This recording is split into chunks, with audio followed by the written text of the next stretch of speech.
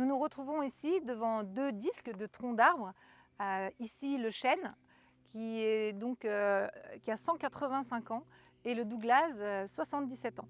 On le voit par rapport aux cerneaux qui ont donc été comptés.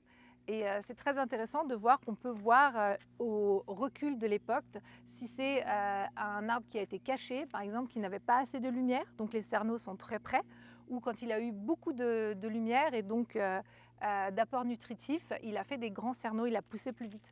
On voit aussi que c'est décentré, sûrement qu'il a été penché et qu'il a dû se protéger de tomber et donc il a fait un bois plus dur de ce côté-là.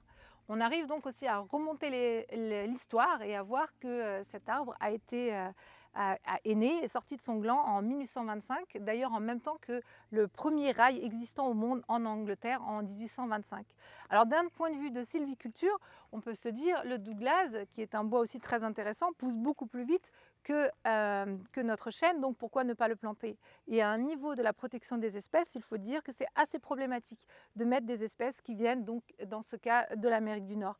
Ils n'ont pas d'ennemis naturels, ça c'est positif pour la qualité du bois et pour la sylviculture, mais ils ne sont pas du tout dans le réseau en fait des espèces naturelles. Donc ce n'est pas une possibilité pour les oiseaux de s'en nourrir, ni pour nos insectes et pour pas toute la chaîne alimentaire en fait.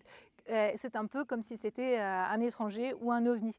Donc pour une sylviculture proche de la forêt qui respecte nos espèces, il faut mieux se retourner et laisser pousser les espèces en fait d'arbres endémiques. Et voilà. Mais c'est très intéressant à un niveau historique de voir ces disques de troncs d'arbres.